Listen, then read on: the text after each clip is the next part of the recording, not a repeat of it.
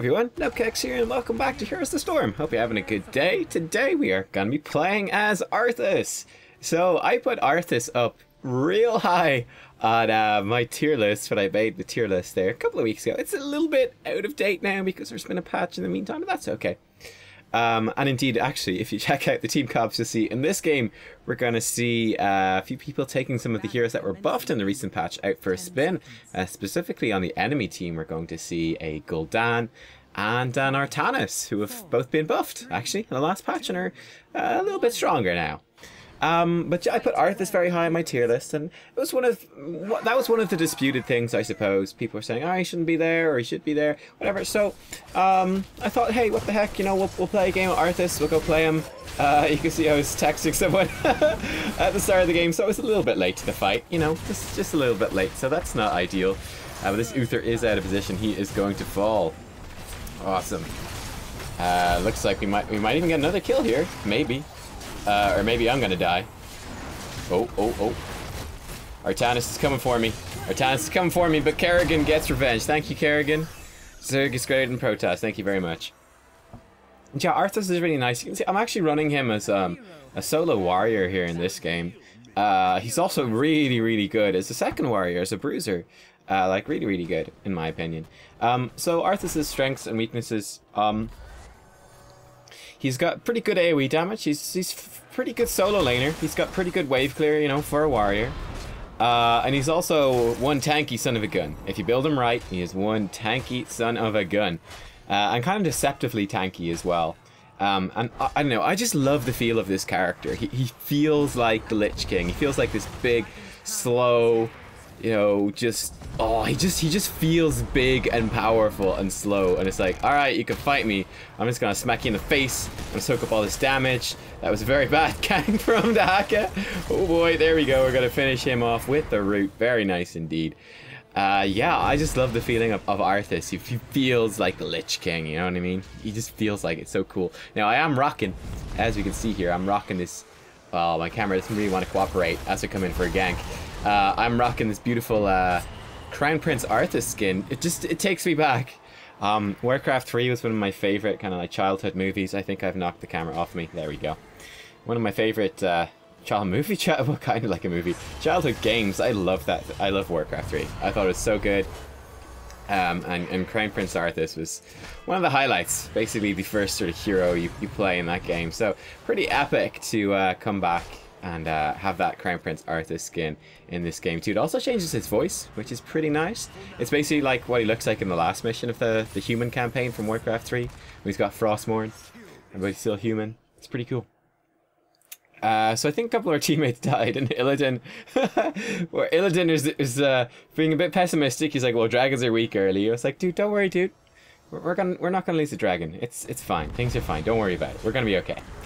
If we check out our talents here as well, actually, because I haven't mentioned the level 1 talents, getting a nice gank off in the Gul'dan actually while saying that. Oh, Jaina, nice. This Jaina is actually pretty beastly. Like, she's landed some really good things so far. She's been doing a good job, so well played to her. I picked up Eternal Hunger at level 1. This is my personal favorite one. Okay, I made a bit of a mistake here. I was kind of assuming that, I was like, oh, let's go clear the lane. I saw down the bottom there's this massive melee, and I knew that we were outnumbered there because Jane was in the middle, I was up top. So I think it was a 4v3 down bottom. I incorrectly assumed that our teammates would not be able to hold on to that. In fact, if I'd run up as soon as I was able to, and picked up the top shrine, we've actually got a Dragon Knight. So that was my bad. I was assuming, and I apologize to my teammates, I was assuming that they wouldn't be able to hold that. But they did. They did. They held it for as long as they could, expecting me to come help them, and I never did. I'm a bad person. And eventually they died. Oh well. I picked up Eternal Hunger. Here Dahaka is arriving as well at level 1. Basically, anytime you use your trait on an enemy hero, it will stack the mana regen you get back. So our trait just by default, you can see, just about escaping from that gank. But in the meantime, it's Frostmourne Hungers. It's 12-second cooldown. Activate to make your next basic attack strike immediately and do double damage. And it also restores 30 mana. So we can empower this to, instead of restoring 30 mana, to restore a bonus 40 mana. Is that right? Yeah. Using a permanent piece of mana, it restores up to 4. Yeah, yeah, okay, so it makes it, yeah, it makes it restore up to a bonus 40, so up to 70 in total. Okay, I was just kind of confused by the wording there for a second. It can stack, yeah, it stacks 10 times, so pretty easy to finish that quest. I was kind of expecting he might juke out. It's this epic duel, Arthas v Gul'dan right here. Two of the big evils of the Warcraft universe. Let's watch this duel happen. Jaina arrives for the finishing blow, I think. Thanks, Jaina. Kill steal, oh my god. But yeah, the reward when you hit 10 heroes with this will also increase the damage bonus of Frostmourne Hunger, so 25%. So, you know, it's a little bit extra damage, and that's nice. The main thing I like this for is for more mana. It's a pretty big deal, actually, for Arthas, because you got your Frozen Tempest, which drains mana per second. So he can be very mana hungry. Basically, the more mana you have, the freer you are. You can also use your Q to heal yourself. So the more mana you have, the more you can kind of use these abilities more aggressively. It's just, I find it extremely useful just to have this mana regen.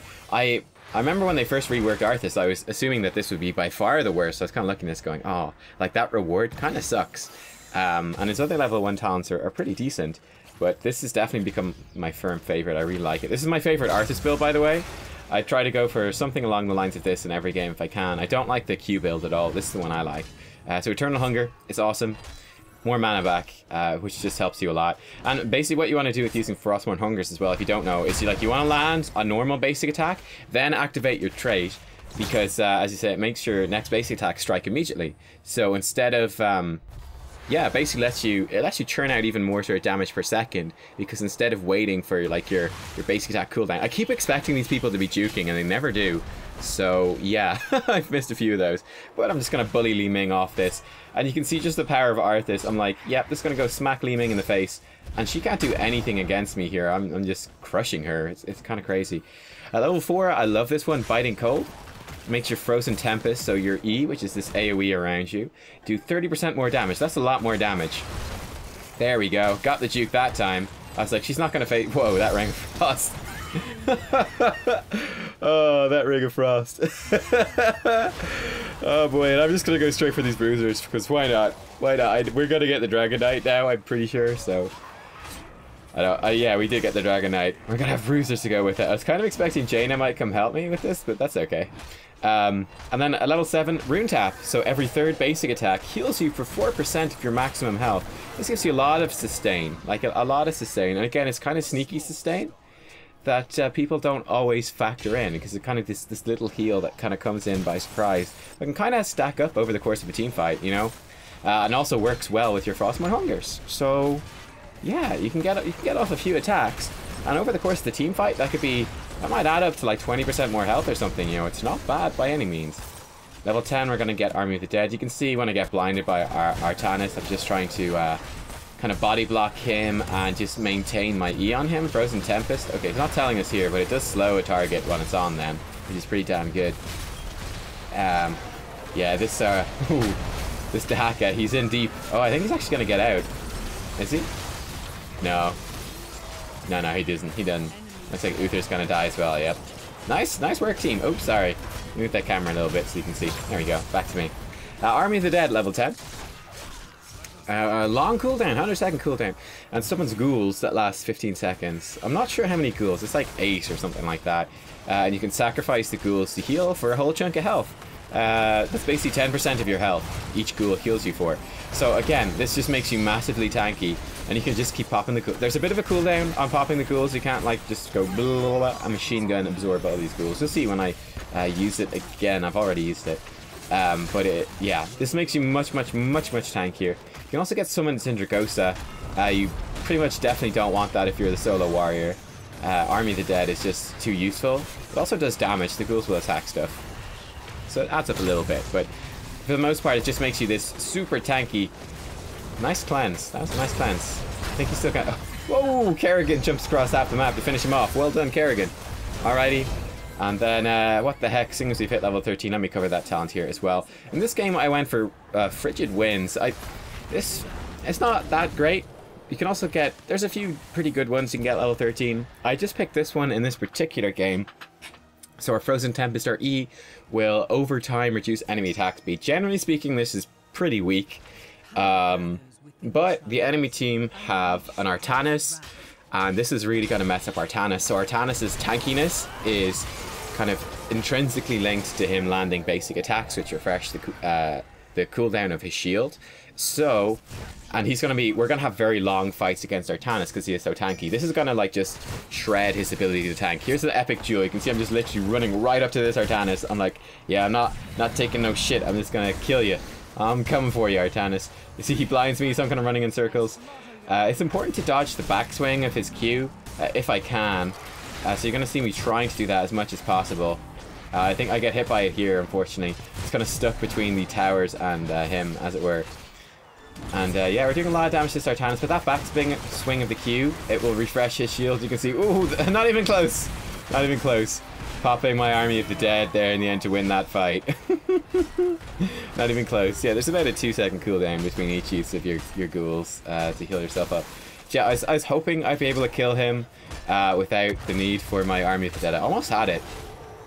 But in the end, he was going to kill me, so I just decided to use my ultimate and get pressure down here. But yeah, Arthas is really good. As you can see, his wave clear is great. He's really good on like Infernal Shrines as well, because you have all those. You can basically solo the shrine really easily, especially with this build. Like this build here that I've gone for is really good for like soloing the shrine, because you got more mana restored, so you can kind of maintain your AoE damage with this. Yeah, you see it slows their move speed and it stacks up. And then you get more AoE damage, which helps your wave clear, and then you get Rune Tap, which just gives you free sustain. I just love this build so much. And then, yeah, this is just to stop the Artanis. You can go for it. I also like the Trail of Frost, which increases the range of Howling Blast, and also roots everyone in the way, like in the path of it, which is pretty nice. And then over at 16, this one's pretty good too. Remorseless Winter. Enemy heroes that remain within Frozen Tempest for 3 seconds are rooted for 1.75 seconds. It can only happen once every 10 seconds, I think, to each given hero. But that's a pretty powerful ability right there. You know, that's a long route. And it really does punish these melee heroes. You can see there Uther just got rooted. Pretty nice.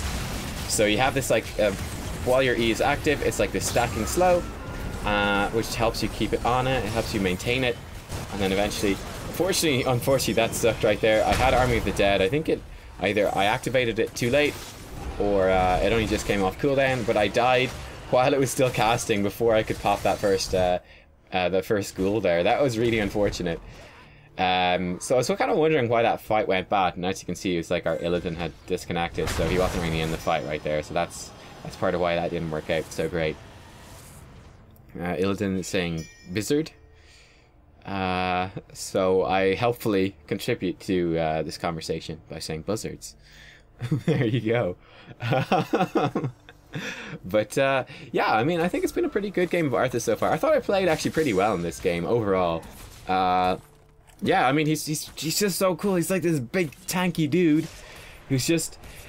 Yeah, he feels like really tanky. He feels like a bruiser should. He's like, hey, I'm this big, like, I'm not an assassin, but I do like pretty good damage.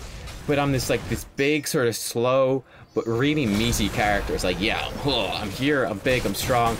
It's gonna take a lot of damage to take me out.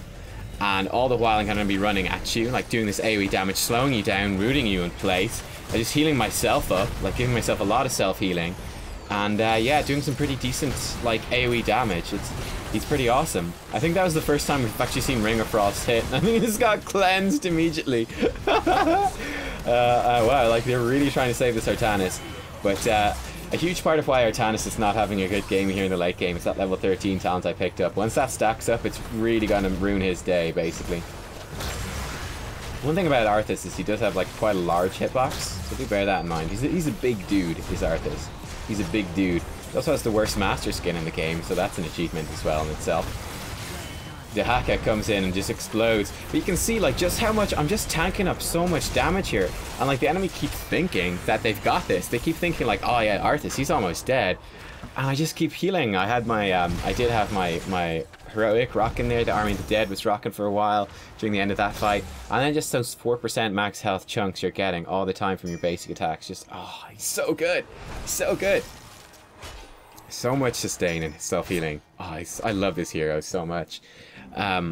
But yeah, this is, again, this is also nice to see a solo warrior, Arthas, working in this game. He also works as a bruiser. And, I mean, you can kind of just do something along the lines of this build in pretty much any situation. If you are the second warrior, you could maybe pick up Summon Sindragosa, which is his other heroic. Basically, it has a bit of a cast time, but it's this, I think I just get wiped out here. Yeah, that sucked. So I got horrified into the Hackathon, so I just got blowed up. That was rather unfortunate. But my teammates did pick up a kill. It's like, just basic attack the Gul'dan. He hits the minion instead. He eventually hits the Gul'dan, that's okay. So I'm gonna say that was all part of my plan. That's my excuse. All part of my plan to get 2 kills for me dying. It wasn't really, but my teammates made it work out. But yeah, Summon Sindragosa, it's not bad. A bit of a cast time. It's a sort of long, wide skill shot that does slow and also disables structures for 20 seconds, I believe. So that's pretty damn good. You can see I'm kind of AFK. I'm just texting here again. It's texting a beautiful woman, so it's okay. It's okay. That's beautiful women come before playing Heroes of Storm. That's what I think. Yeah, Summon Sindragosa can be okay. It gives you like a decent engage. It's got a really nice level 20. What was I saying in the chat?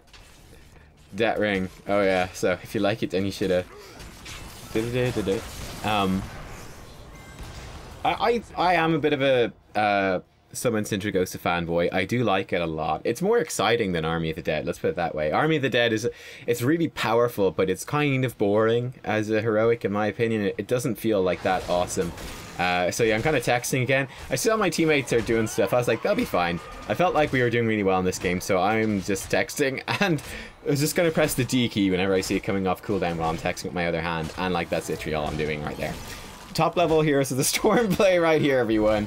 Teammates are doing great though. Well played, team. You guys are doing awesome. Well done. I'm proud of you guys. There we go. I'm sending myself over there. I'm just gonna take a peek over, see what are they up to. Oh yeah, they're doing good. They're doing good work, guys. I'll leave them to it. It's fine. Like, I really should be there, but it's fine. The bottom keeper's got to fall too, so it's pretty good. At this stage, basically, I was saying like we're almost definitely not going to lose this game. It's like the next Dragon Knight pops and we can get the Dragon Knight if needs be, if we don't win it before then, so it's fine. You can see, yeah, not even paying attention. I'm going to run across the map without a mount, because that's just how Arthas rolls, guys. That is how Arthas rolls. Yeah, the level 20 upgrade for Summon Sindragosa is really good. It does like a root as well, on enemy heroes that is. Like a big root on enemy heroes and a big slow, so you can really engage super hard. Like, it's one of the best engage tools in the game. But overall, Army of the Dead is more useful, I have to say. I've eventually arrived at the fight. Better late than never, everyone. I'm going to use the level 20 I did decide to pick in this game, which is Anti-Magic Shell, which means I don't take any magic damage for 3 seconds. In fact, let me show you that ability right here. This is the level 20 I went for. 60-second cooldown. Just so you take no damage from abilities, and you heal yourself for 25% of the damage you would take. That's pretty damn good. And yeah, I'm just gonna like AFK beat on this core because we're gonna win the game. It's not a bad talent. It's not a bad talent. It's got like against an ability heavy team like this enemy team with double mage. It's kind of like a mini divine shield on yourself. It's pretty good. I think Illidan was kind of surprised that we won that. Here are the stats at the end of the game. In fact, we might rewind it a little bit just to go over those talents once again. As you can see, we died a couple of times, which is a bit unfortunate, but not too bad. We got ourselves a lot of XP for our team. We were doing a lot of double soaking. This was an unranked draft, as you can see by the silence people. We tanked up a fair bit of damage, but we did a lot of damage as well. Look at that, our siege damage and our hero damage are quite respectable, really. Yeah, like not too bad at all. Like, we did a lot more hero damage than Illidan did, which is pretty cool. And it's similar amount to Kerrigan. So, I mean, that's really the strength of Arthas. He's like, yeah, he's the bruiser. Can I rewind this slightly? There we go. I think he's really strong right now. I really do. Oh shit. Well, the game crashed. Oh god. Okay. Well, did the recording work? I hope it did. I gotta check it. Okay, looks like the recording's fine. Did we get to the end? Yeah, we did. Alright, lovely. Well, cool. I tried to rewind my replay and the whole game crashed. So there's that. Thank you guys for watching, I guess. I hope you're enjoying this little black screen at the end. I'm sure it's beautiful. I'll put up a picture of Arthas or something so you have something nice to look at. But yeah, Arthas, he's very strong. I I do think he can be a tier 1 hero. And also, very important as well, Arthas does synergize really well with Lunara. And Lunara and Arthas, that's a pretty sick combo for Hero League. She does bonus damage to people who are slowed. And yeah, I mean, like, I just think it's so strong. If you have a decent kind of warrior already, or even a decent bruiser already, you can kind of throw like Arthas Lunara on top of that, and it becomes so strong. With Arthas as your secondary front line, you've got like this super beefy front line that's doing a lot of AoE damage and CC that just zones people so hard, and it's so hard for them to get through. And then you've got Lunara at the back. It just opens her up to do a lot more damage. And then also, she has a level 13 talent that increases her damage tons. Unfair Advantage, it's called. It increases the damage of her poison against slowed targets. So, hey, well, Arthas, you're AoE slowing people constantly. And that just makes her poison just do this constant more damage. Oh, they just synergize so well. It's definitely one of the best duo Q combos as well, if you want to try it out in duo Q. I believe if you search on the channel as well, you'll find that I did that duo Q combo with my friend Cliction a little while ago, but still fairly relevant today. I think I was on Lunara in that game and he was on Arthas, so you can check that out from kind of the other perspective as well. So yeah, thanks guys for watching. Sorry about the thing crashing right at the end. I didn't get to go over the talents again, but hopefully I kind of went over them well enough in that gameplay right there. I don't like the Q build again, I'll say that. I really don't like it. I much prefer this one, like way more. This is like my favorite Arthas build by far. Bit of freedom at level 13 and 16, but overall, yeah, that's the way to go. And level 20, some freedom there too. You can kind of go for anything. They're all pretty good. Alright guys, I'll see you all next time for more Here's the Storm. Give it a like if you liked it. And yeah, bye-bye. Have a good day.